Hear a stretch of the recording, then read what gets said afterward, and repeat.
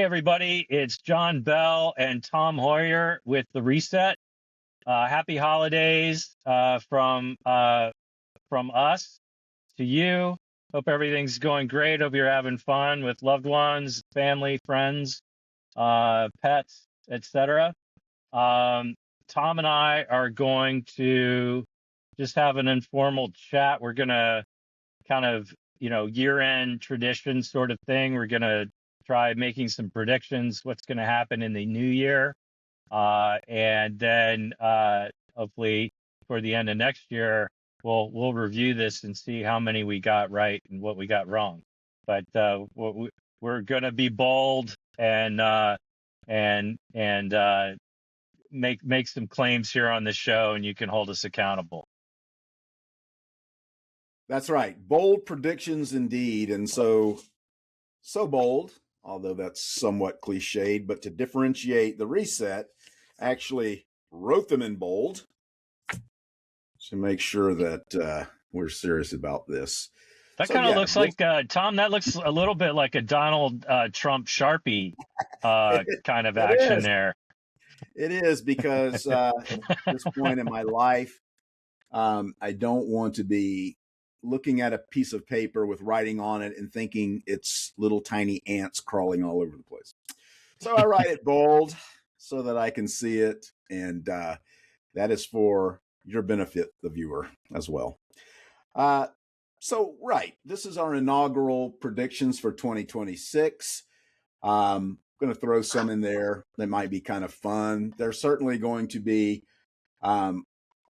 those from or at least my personal perspective. And in many cases, you might find that you hope they don't happen. And, I would share that sentiment with you. The first one I want to talk about here, and this is as a gambler, and this is a little bit of an optimist on my part, as you can see, my coffee cup. Optimist, international friend of youth. So I'm speaking from that. I think we'll take both the House and the Senate. We need 4 seats. Republicans are defending 22 of the 35 seats. I would say that it's going to be a challenge because most of these seats are in deep red states. And, my thought on this is that because red states are primarily rural, small population states, they don't get a lot of attention in the media. So it's difficult to say what's actually happening there in the weeds. But I'm from a red state, a deeply red state. And just on my Facebook feed alone, which I rarely go to, but go check to see who's died, etc. You don't see the same level of the Trump repost. Nobody actually creates content down there. They just kind of repost what someone else has said without validating it. You don't see that too much in my feed anymore. And that tells me that, or at least I take from that there may be something of a shift down there.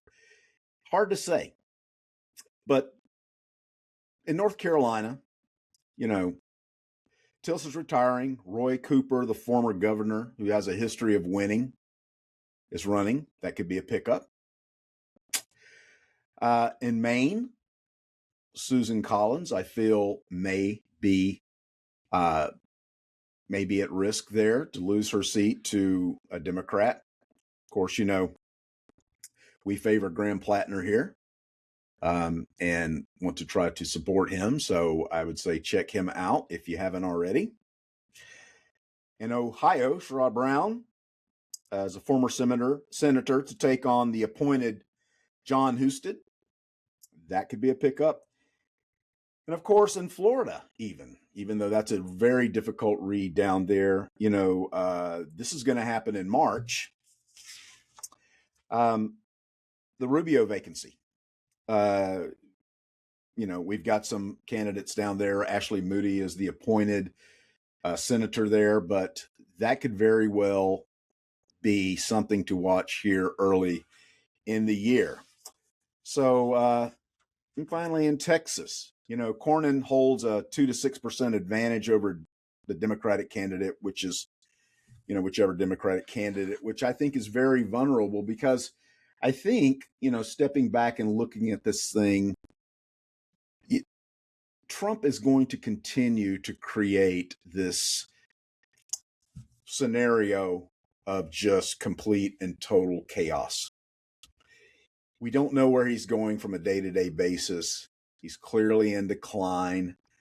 I think there are a lot of Republicans in Congress itself that look at this situation and are carefully measuring their next step because I think he's a sinking ship. And they're obviously self-preservationists and they're looking for the lifeboats. It's going to be a very interesting thing because, my thing is like this guy needs to be impeached and removed, not just because of all the things he's done, but I've always stated that it's an important message to send to the world. I think our standing has just been decimated. Everybody looks at us like we've completely lost our mind and we're idiots. If we can demonstrate that we can, they have a point. Can't argue it. But if we can impeach this guy, including the 2/3 of the Senate, which obviously need to include some Republicans, that would send a message to say, hey, we can take care of our own stuff, right? So yeah, I'm hoping that something will happen along those lines here in the next year. So Johnny? let me respond to that, and then I'll make my own prediction, and it sort of has some relationship there to what you said, Tom. I can endorse your prediction. I think that if you look at where things stand today based on this year's election results that we've had so far, you look at the polling, you look at just kind of all the various potential leading indicators heading into next year's midterms, and it's without, some type of massive shift against the Democrats pro-Trump, which, it's hard to imagine. It's really difficult to see them holding the House, for one. Right. So I think half of your prediction may not be a done deal because I do think there's a lot of chicanery and things that they're going to try, but I just don't see any way that they manage to hold the House. And then as far as the Senate, I think you hit on a bunch of, certainly, looking at North Carolina, Ohio, Maine, for sure. Texas, I think we should hold out some hope. I mean, I think Democrats need to start, competing everywhere. And I think that starts with local and state races, and I think you're starting to see Democrats compete more broadly across the country, even in red states and red areas. And there's a lot of encouraging things happening in that regard. But yeah, I mean, I think you're going to have some states that have a history of potentially electing statewide Democrats. I mean, Kansas has had, and I'm not necessarily calling, I don't even know if they have somebody competing next year for a Senate seat. But point being is, I think, Iowa definitely, Iowa's senator is not running for reelection, so there's an opening there. And while Iowa's trended a lot more toward in the red direction in recent years, it does have an independent streak there. And I just think I think there's room for some surprises, and then it's gonna kind of tie in my prediction, which is I think that Trump's popularity is going to continue to degrade. I believe that his base is starting to fracture. I think there's infighting that's becoming more and more apparent in the MAGA movement, which is synonymous with the Republican Party. There's no difference in my mind, but like, yeah, I think you're starting to see that come apart. More and more people, including Republican or conservative pundits, commentators, and politicians, are increasingly viewing Trump as a lame duck, and that's going to accelerate in the new year. I think he's going to continue to appear to be weaker, both in appearance and reality. You've seen that, both with the legislation that was passed about the Epstein files and certain other things that are happening, more and more Republicans are willing to Right. go against Trump. And so let's just, for sake of argument, this isn't a scientific polling average. And I see some polls continue to show Trump support in the low 40s. I don't think that's really accurate in terms of the national sentiment. I think it's more to the tune of being in the 30s. And while I don't know that Trump you know, is gonna go as low as the 20s, I think he could in certain polls, and I think he's gonna continue to trend into the low 30s. And if that happens, all of the things you were talking about, Tom, become really possible. Like, it's certainly taking the Senate at some point. The so-called Republican establishment, or just Republican politicians thinking about their own self-interest, are going to have to look at this and say, I may be a rat, and it may be time to jump off the ship. So they're gonna look at things now. Does that result in Trump being impeached in the House and convicted in the Senate? I don't think I'll go that far, though I do think if that happened, that would be an incredible message to the country and to the world at large. That we've chosen not to become this type of society. But I definitely think that this is going to be a momentous midterm election, and ultimately that will provide a huge check on Trump's power, and will, at least for the time being, prevent us from descending into authoritarianism. So Yeah. I'm with you on that. Okay.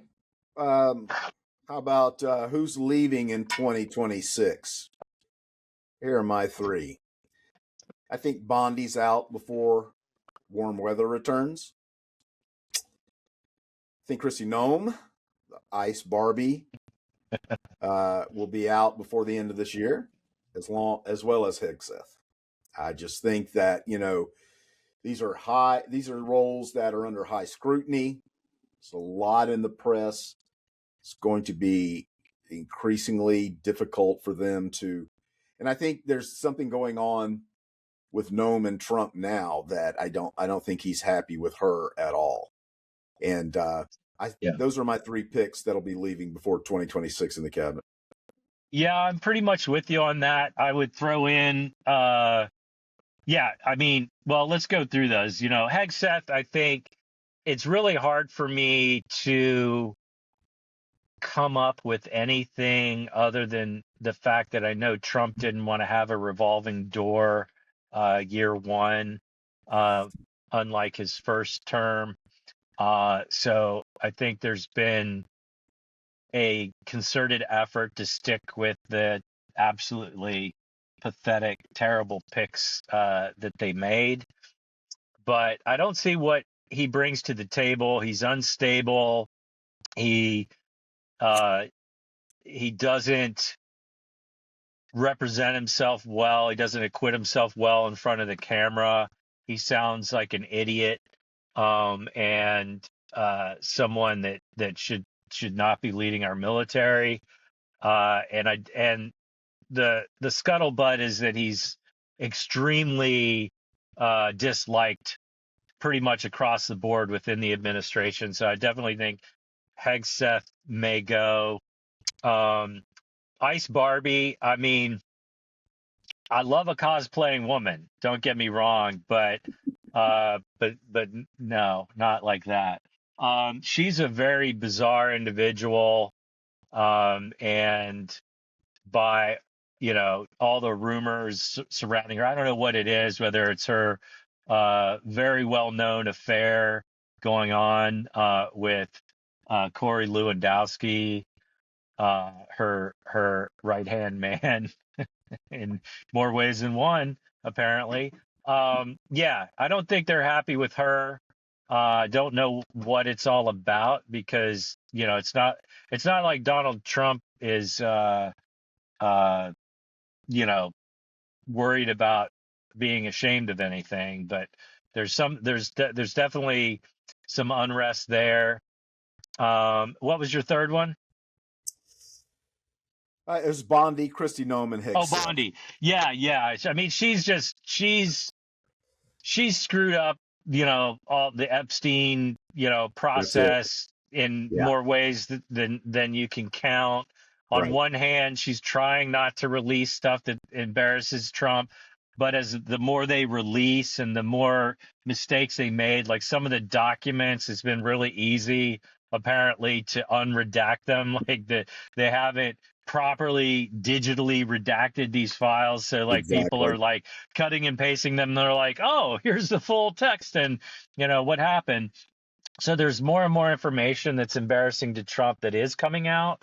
And that, again, it's my opinion, my First Amendment right to express this to anybody from the administration who's listening to this. But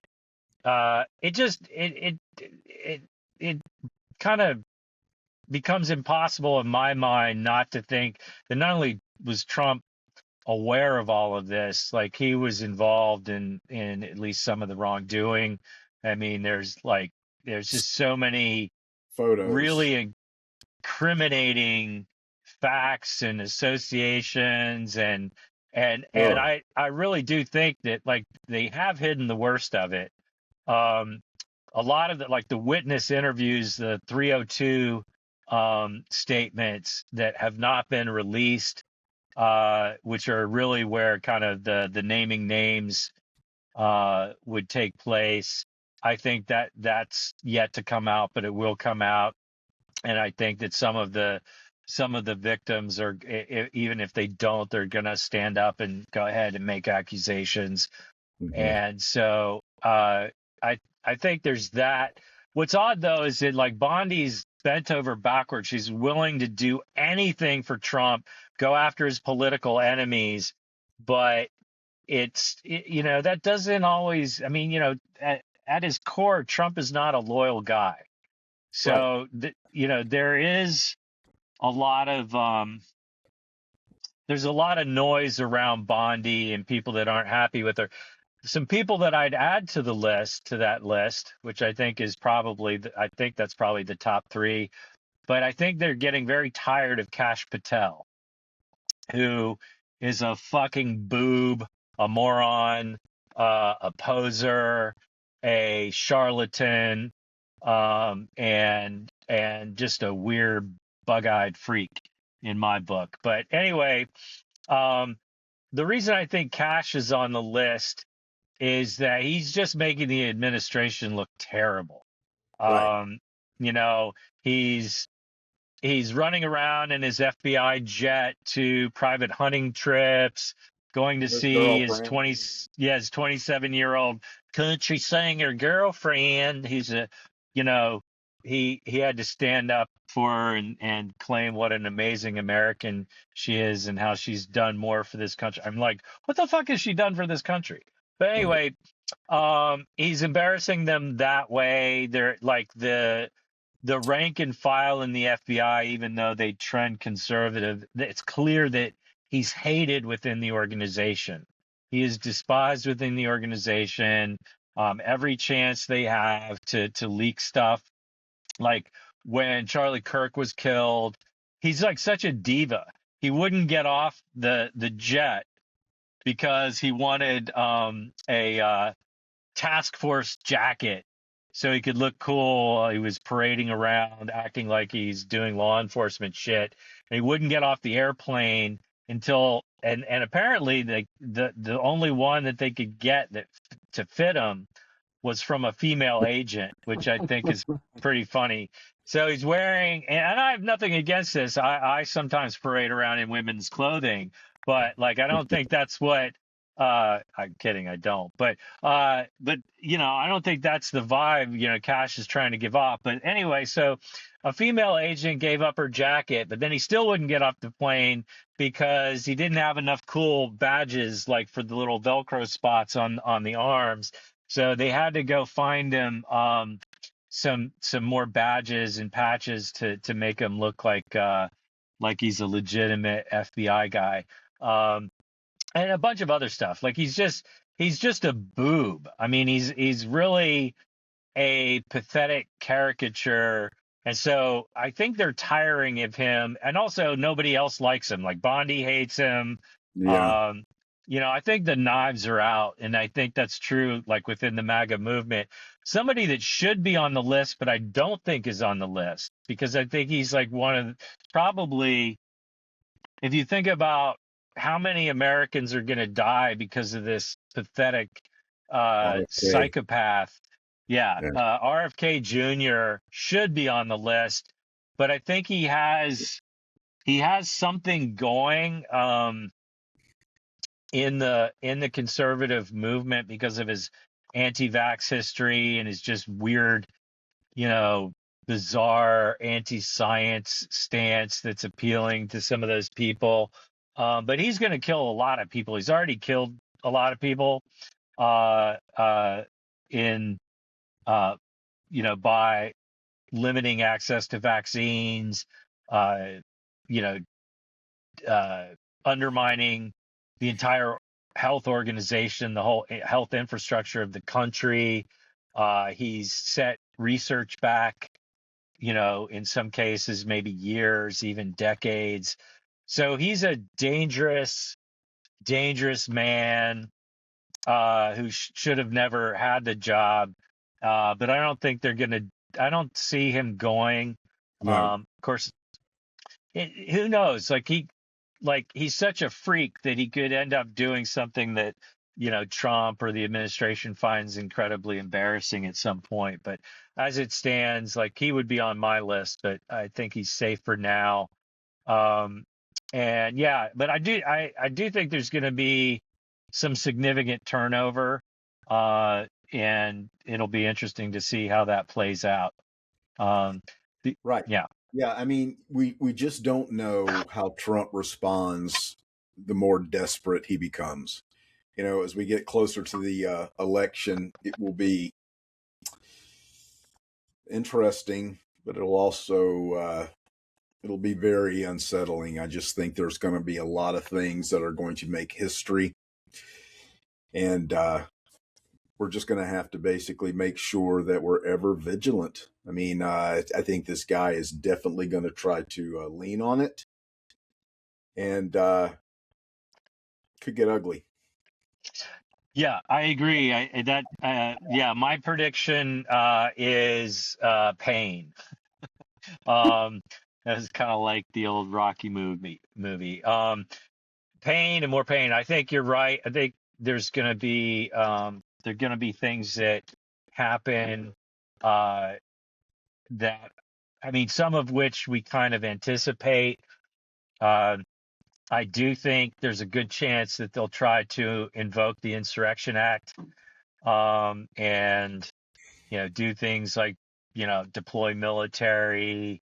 Uh, I mean, clearly, I wouldn't put anything past these people, uh, and I do think that there's some signs that the Supreme Court may be drawing a line, but again, I just they've shown such fealty and obedience to Trump and the idea of a unitary executive, which basically effectively means a king, that I don't I don't trust them for a second, but I also think that they may be reading, the tea leaves themselves and wanting to prevent some of the worst excesses. But yeah, 2026 is going to be a very challenging year.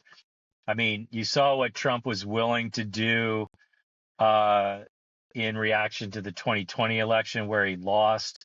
I think that he's deathly afraid of Democrats, taking the House and potentially taking the Senate, both in terms of being a lame duck, but potentially opening up either the chances of impeachment or just, more accountability. And, ultimately, I think if Democrats manage to take power in the two houses, the prospect of accountability for his administration in general and potentially himself once he leaves office goes up a lot more. I mean, Yeah. certainly, if we ended up with a president just Dance Vance, then he could escape accountability.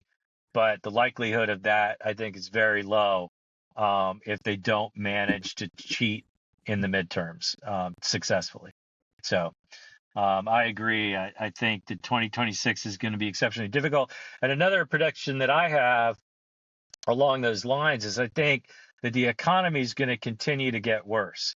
And I'd like to say for everybody out there, I think this was somewhat a good lesson during the Biden administration, and it's true during the Trump administration, is that, recently there was a really, I have a great deal of skepticism, but there was a strong GDP report.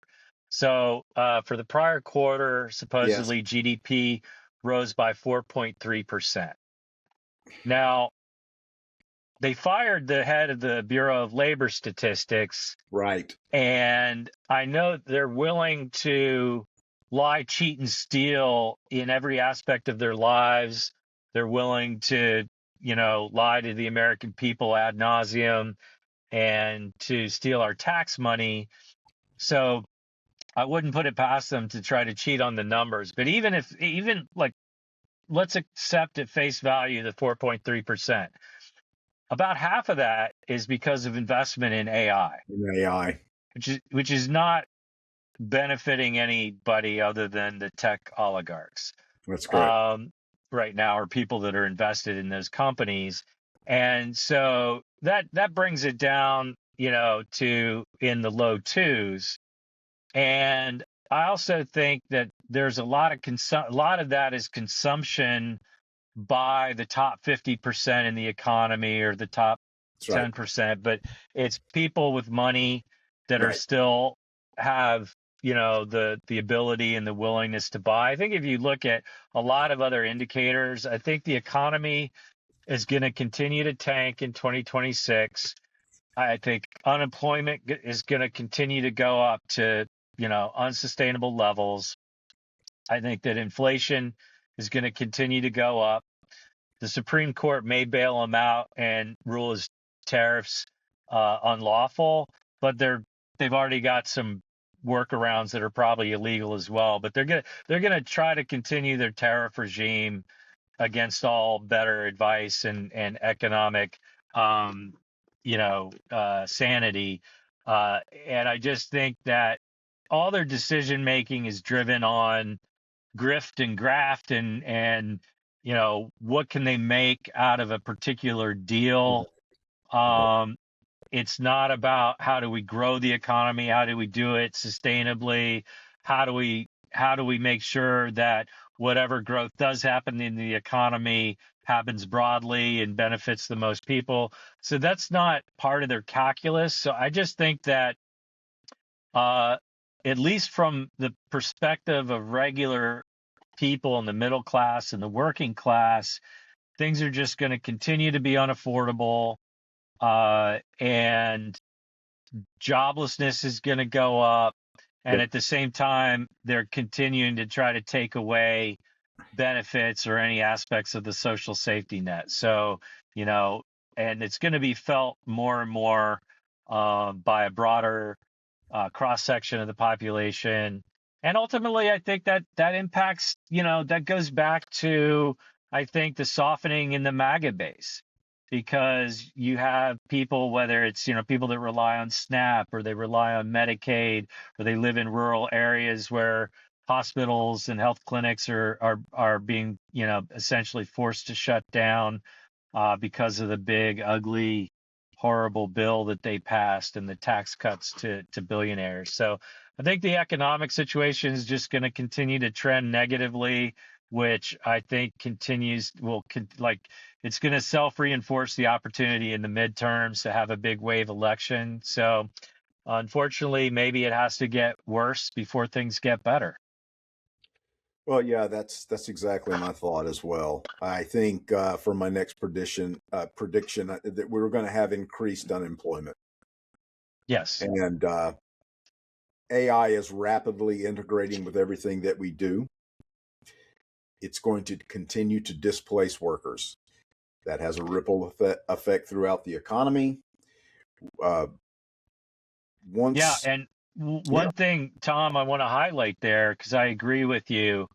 I mean, I think, well, I'll have a prediction on AI that it doesn't totally run counter to what you're saying, but it's a little bit of a different take. But back to your prediction, I think one area where you're seeing it have a really large effect is with youth unemployment.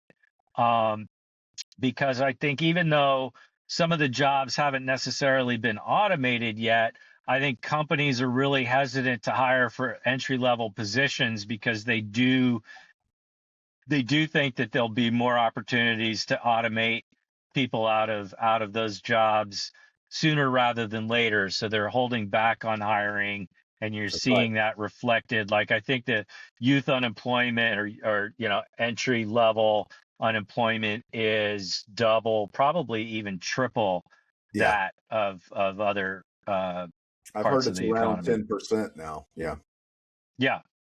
which is huge. Yeah, I mean, so I think that that's going to continue. Um, and it's interesting that no one is really seriously talking about it. Either side is should be ringing the bell about it, saying we need to have some kind of plan. This is happening so quickly. All we're focused on is the next election, and then the next 3-year election, and that's all because that's their job to get reelected, it appears. And they're not talking about this, and it's going to have serious consequences across the board. As I've said before, you start having a large population uh, unemployed, large percentage of the population unemployed, then it ripples throughout the economy and it starts to drag it down, and then everybody feels it. Oh, big time. I mean, if you believe some of the predictions, uh, even for the near term, the next year, 2 years, I've heard numbers as high as 20, 30% of jobs being eliminated. And we haven't seen anything like that since the Great Depression, which means Right. basically nobody, Right. practically nobody that's alive today has ever experienced something this momentous and catastrophic in the economy.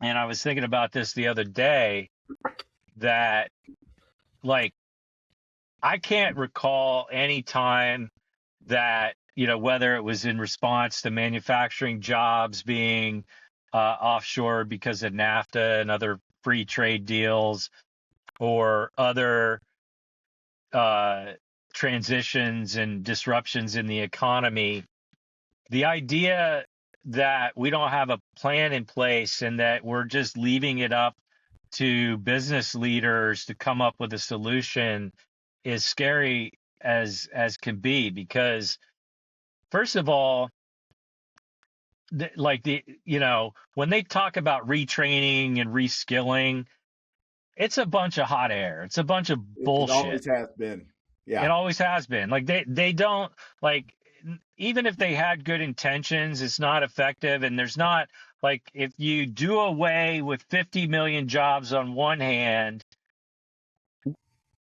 like just assuming that there's going to be 50,000 or Right. 50 million alternative jobs on the Right. other hand that you retrain people to Right. is just, farcical. So I think that the danger to the economy and to our society is real.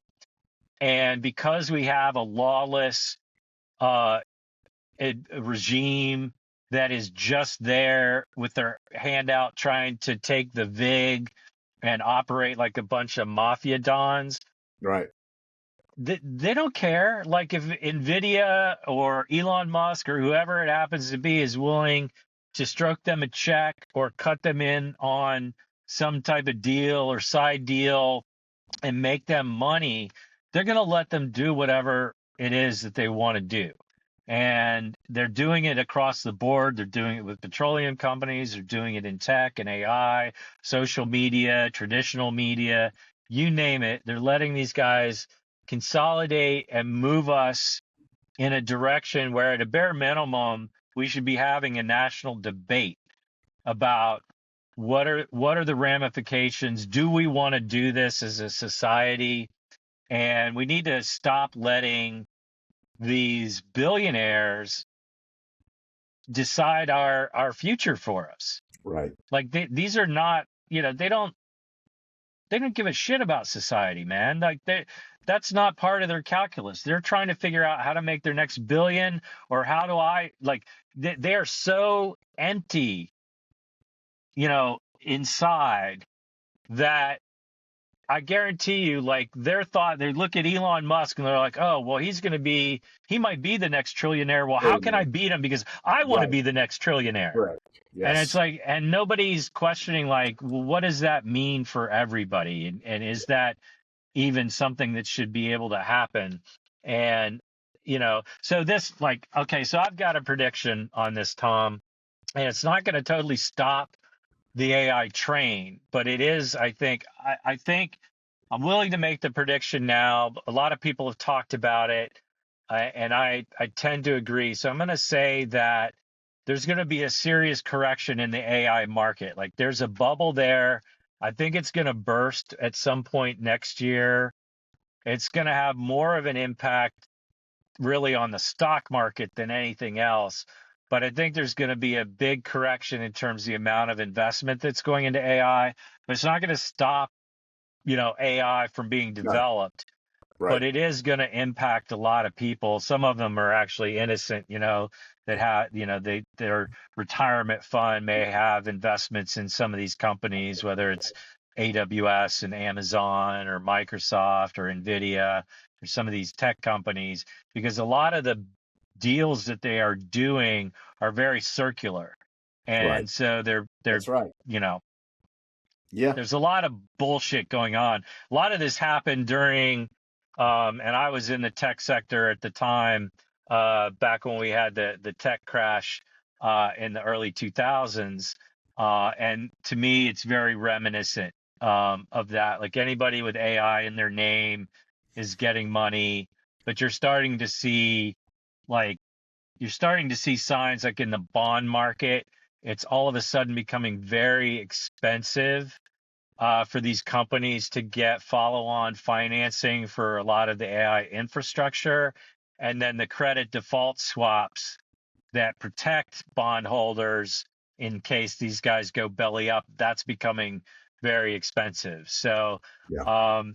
I actually look forward to that. I hope it crashes like a motherfucker, personally, because namely because of the people that are involved in it, like Sam Altman and Elon Correct. Musk and Yeah. Yeah. Jeff Bezos and those cats. But anyway, that's one of my predictions. Yeah. I would have to agree with you on that one. Let me ask this. I'm going to ask this of myself. Answer. Then I want to hear your thoughts. Does Sure. Trump finish the year? I say yes. I say yes, unless he kicks the bucket. Well, Yeah. my thing is that they may have to stick a 2x4 up his ass just to keep him erect. Oh, yeah. No, I mean, like, I think it's pretty clear because, like, left to his own health and vigor, the dude's like sleeping through all of his cabinet meetings, and snoring like an old Yeah, codger. His like half his face is sliding right. off and drooping Yep. down into his chest. I don't think the man is well. But then, like when they need to give him a speech, I think they pump him full of They pump them full Adderall. of, yes. Yeah, Drugs will be involved heavily. yeah. But I think, like, I don't know, man. I think the course of that, like, I definitely could see him dying in 2026. Like, I'm not ready to make that prediction, but it certainly wouldn't surprise me because I don't think he's well. But yeah, I think like they won't they won't remove him. So like if No. he has breath left in his body, Yes. he will finish the year. So I agree with you on that. Um, I do think it's going to become more and more of a spectacle, though, which is yes. going to make a lot of Republicans in Congress very uncomfortable. When they go home, it's going to be more difficult to defend.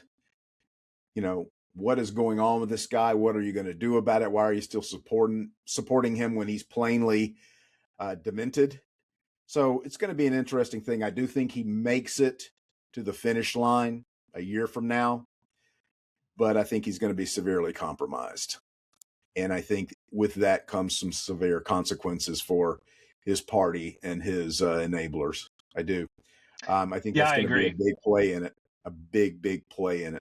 Yeah, Yeah, I think that he is. I completely agree. I think he continues to spiral physically and mentally, um, which is a frightening concept when you look at what a madman he is to begin with. But um, yeah, I don't think it's well, like we've probably all had some experience with that in our personal lives with some relatives or what have you. sure. But this type of thing doesn't get better. No, And you look at all of the pathologies the man has, those are just going to become more exaggerated.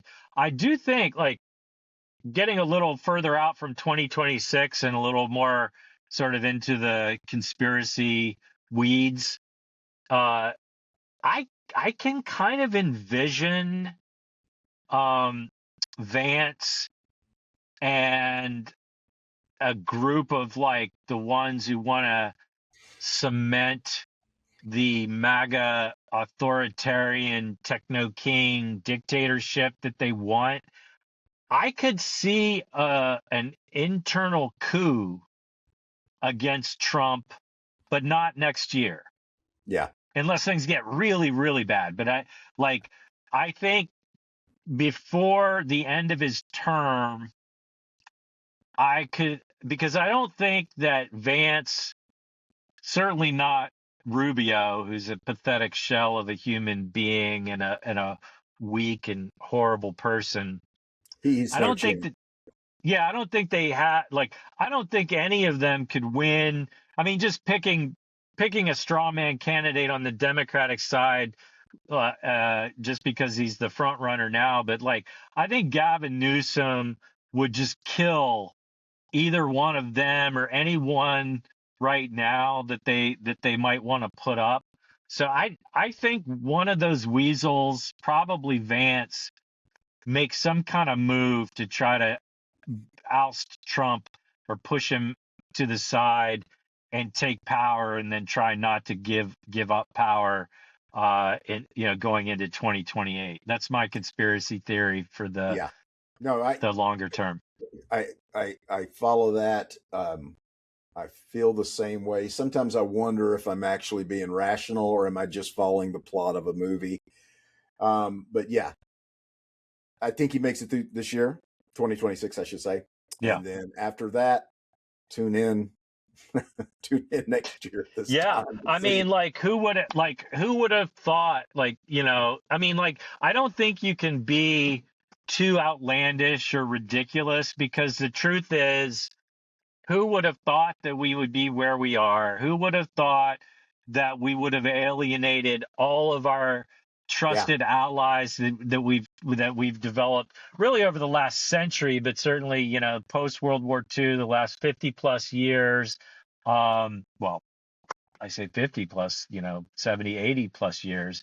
Um, and all of these countries, I mean, we, like you said it earlier, we're the laughing stock of the world, uh, other than laughing stock, but nobody's really laughing because the stakes are so serious.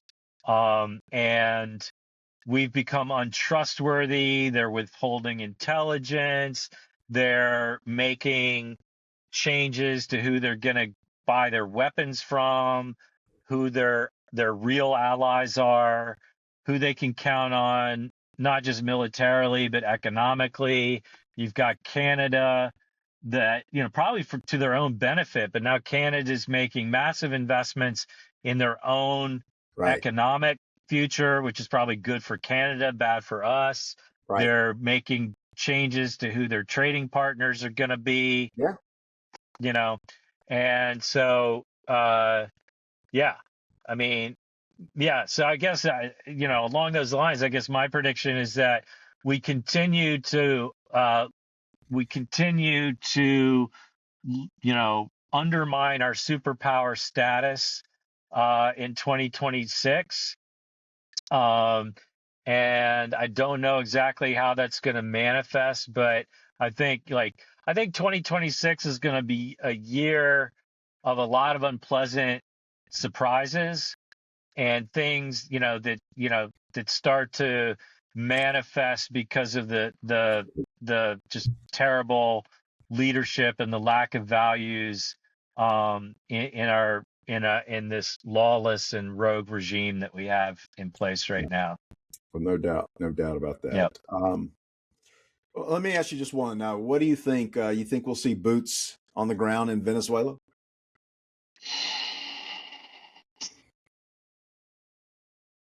I don't. And the only reason I don't think we will is because I think that for all of his bravado, I think Pete Hegseth is a coward.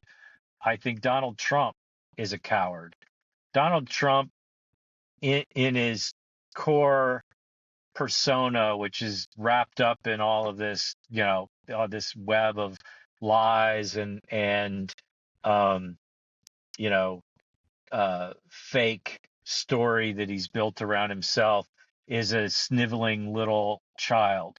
Um, he's a little snot-nosed brat who is afraid of his own shadow and was dominated by his psychopathic father. And so I think that he doesn't have the balls to do it. Um, so I don't think we'll see that. Now hopefully I'm right, because I think that would be a terrible, terrible thing on all levels. Not because not because I'm a fan of the regime in Venezuela, Correct. but Yeah. I mean, yeah, if Maduro were out of there, I think the world would be a better place without a doubt. But we saw what happens when we go in and remove a dictator. You know.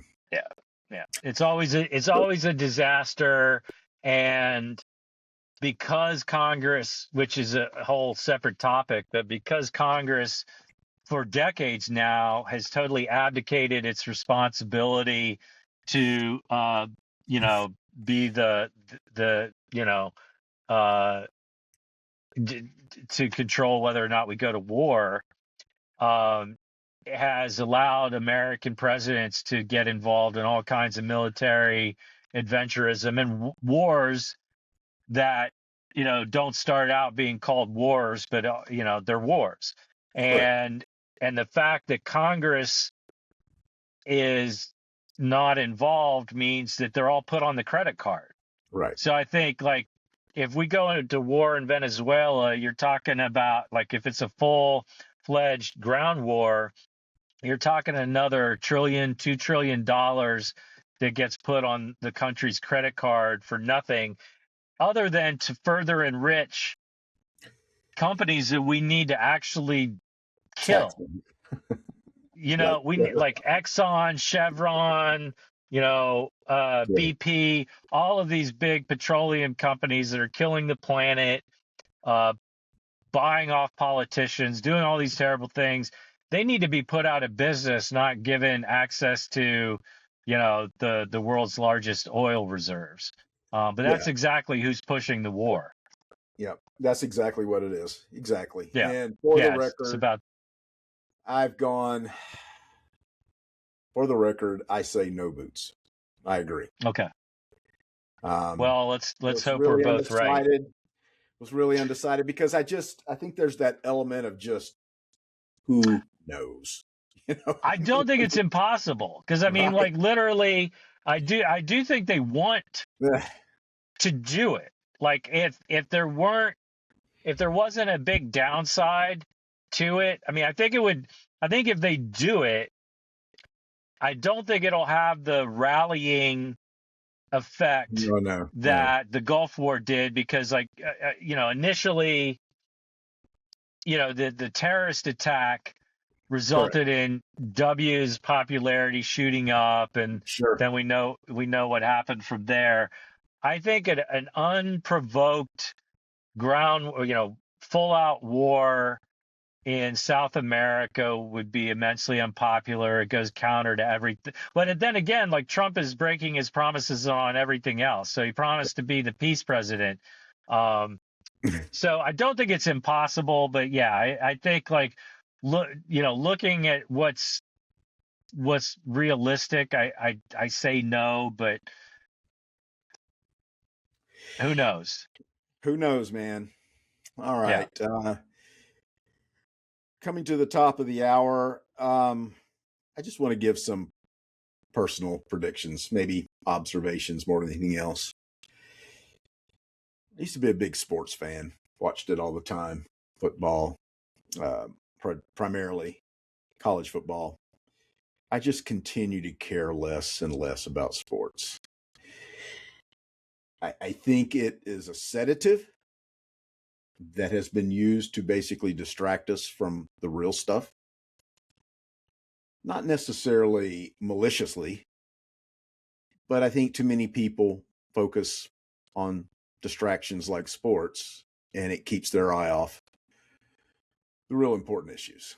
And I just find myself where I can't even I don't even know who my favorite teams are playing on the weekend. I don't know. I don't see it declining. I think I'm an outlier here, but that's one of my personal predictions that next year at this time, I'll have no idea who's even playing for the national championship in college football. Yeah, I've gone through the same kind of evolution, Tom. I used to be really into, and I'm not saying I don't. I used to watch those sports, particularly basketball, but especially football, college football, with my dad, and I was pretty into it. I'd get all bent out of shape if my team lost, and Sure. that whole type of fandom. And it's become less and less important to me for pretty much the same reasons, as well as just the fact that I'm like, is it really like what relevance does it have? Correct. Um, and also too, I think part of it is the money. Like especially at the college level now with the NIL, It's, um, you know, it's just so cynical now. It's like they're I like get, you have college players that are getting multi-million-dollar I know. deals, and I'm like, what happened to getting like you got your education paid for? What happened to You that? know, I always advocated for them to get something because I felt like, a lot of times these players that were they were put on the field and then they had a career-ending injury that was millions of dollars to them. I always thought, can you not take a Lloyd's of London policy on your best players so at a bare minimum, if they do, get injured, they will be financially secure kind of thing. But now it's just, again, you're going to see the big teams getting all the money, and it just Yeah. takes some of the purity out of it. I don't know. Maybe I'm just old and cynical, but No, I I think can't you're get right. into it. Yeah. I just No, I can't get mean, into it. I'd rather I'd almost rather them take those sports out of universities and just create farm teams, Yeah, just yeah, because that's what sure, they are, right, and just let them be semi-pro, and then let the universities focus on education, which that's what they should be doing anyway. But yeah, I'm yeah, I'm I'm probably an outlier too on it, but it's so it's just like everything else, like the money that's being pumped through it, the NCAA's so obviously in the tank for all the money, and yeah. To me, there's collusion here. There seems to be a violation of antitrust where you have the NFL that refuses to take a player until he's been in college for 2 years. I mean, where does that exist anywhere else? I mean, if you're a brilliant physicist in high school, any industry, any company in any industry can hire you. Why is it not allowed here? It's because of this Yeah, agreement. The NCAA is trying to protect their product, and the NFL's like, hey, we have a free farm league. yeah, I think the NBA used to do that, and then they changed it, and they were like, yeah, so like I think I evolved on that, because initially I was like, well, it'd be good, kids should go get a college education. I'm like, well, if you're an incredible basketball player, football player, whatever, and they want Right, to pay you, and right, you're 18 years old, go go play. I mean, exactly. That's how it make your happens money while you everywhere else. can. Yeah, Yeah. I mean, I do think it's kind of a strange, I do think it's a troubling value hierarchy in our society. I'm honestly thinking that, like, these baseball players, all of these professional athletes that can make, hundreds and hundreds of millions of dollars, is right. just insane to me. But Yeah, it's the way, it is what it is. But I do think it doesn't speak well of our society that that's where people can make all the money. Because again, I agree. Like, the whole concept of watching sports is a huge distraction. And I think it is a distraction in terms of what's really happening in the world, what our priorities should be.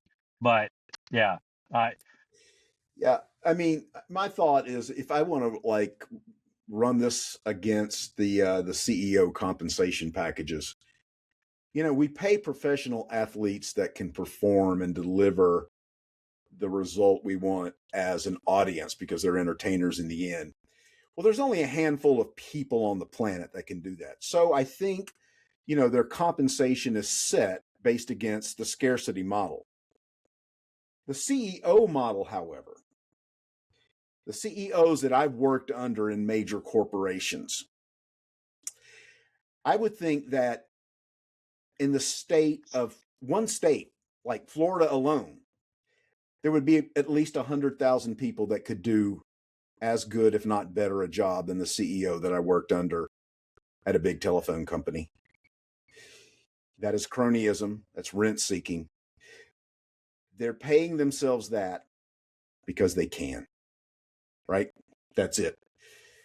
That's where the real problem is. The very I CEO agree. is That's a also the yeah. chairman of board of directors that writes his or her compensation package. Well, hello. Oh, it's yeah. No, I mean, you and I are both have you know most, if not all, of our careers, tied up in corporate America. And I don't think there's any doubt um, that what you're saying is true.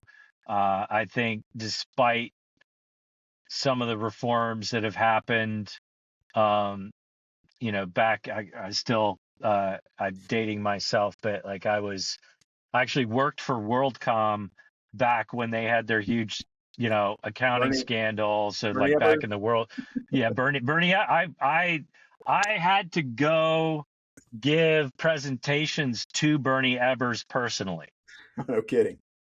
and he was as much of a dick as you could have imagined. And I've read people about. Yeah. talked about that. Yeah, he was a prick, but yeah, no, I mean, the corporate malfeasance back in those days, it's only gotten worse. The boards are by and large rubber stamps for these guys. And Mm-hmm. if you track, it's almost like the new feudalism, like neo-feudalism. You have It is. these guys are now, um, it depends on how you slice it.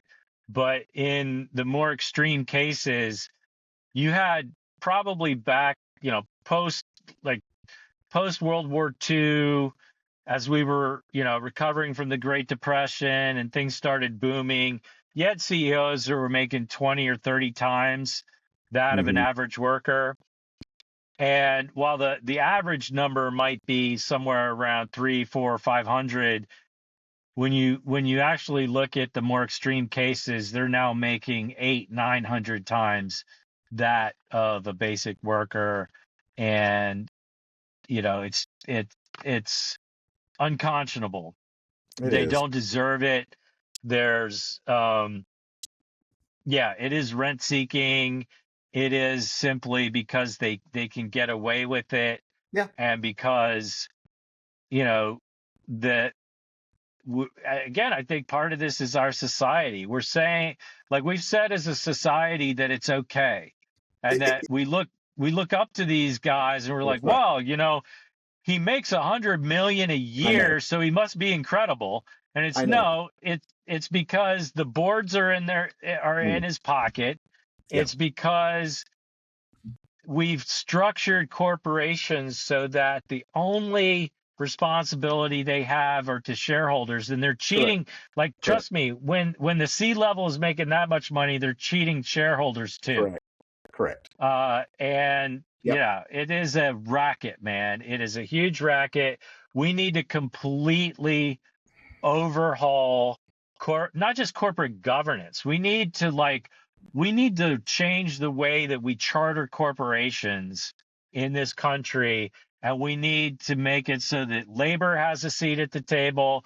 We need to make it so that the environment has a seat at the table, and we need to realistically or completely reassess what role corporations play in our society. And I'm not saying like they should be eliminated, but there should be massive corporate reform that happens. I've been a corporate minion my whole life. I've Yep. gone Me all the too. way up to being a fairly senior executive at certain companies, and I know how they operate. And we are eating ourselves by letting them operate the way that they do.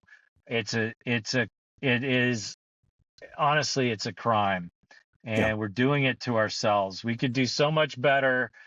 They should not be allowed No. to participate in the political system the way that they are. They are absolutely corrupting it. They're corrupting it at every level. They're Yep. corrupting government agencies. They're buying Yep. politicians individually. They're buying political parties. They're creating advantages that are just like at every level that make it impossible for us to have a Correct. political system that represents you, me, and regular people.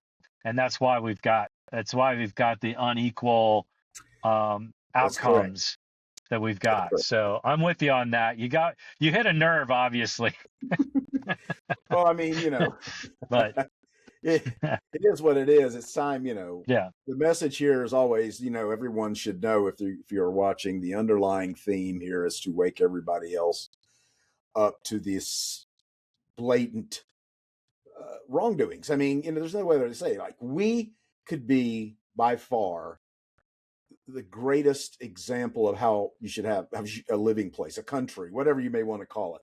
yeah, We could make America so much better if you only realize that the people who have their hands on the levers are completely dividing us so that they can prevent that very thing from happening, so that we yeah. can't get control. Beautifully. That was well said, Tom. I think you encapsulated that really well, and that's why here at the Reset we stand against the oligarchs. We stand against the perpetuation of this system, and it's neo-feudalism at its worst. And we don't believe that the regular people in this country, the working class, the middle class, we shouldn't be serfs. Right. These people should not be the ones who decide whether or not we have Right. access to health care Yeah. or a roof over our heads. And they should not get to predetermine political and economic outcomes, just so they can rake in another billion or another $1 trillion, That's right. which is exactly what's happening. So I'm with Yeah. you there. And then on back to the whole 2026 thing. I think that I do think as difficult a year as 2026 is almost certainly going to be, and it's going to be scary and at times demoralizing. I'm not making specific predictions here, but I think that there are going to be some pleasant surprises that come along as well. I'm hoping maybe this is more of a hopeful thing, but I think that we're going to see some new leadership emerge. I'm certainly hoping for that, but I'm hoping for some people that can articulate um, a program and platform that provides some answers to what we're seeing. So that's something that I'm going to be looking for. Yep. And whether it's a Graham Plattner at the Senate level or somebody new that comes along that might be a presidential hopeful, or Slot whether too, it's just maybe. I don't know. yeah, or whether it's just the continued development of a movement, in terms of I'd Right. love to see No Kings coalesce into more of a coherent platform Yeah. that's going to take on the oligarch class. Yeah. But that's something that I'm going to be looking for, and that I'm hopeful emerges as well as we face some really big challenges in 2026. Absolutely. No matter what, we're going to bring it to you weekly here on the Reset.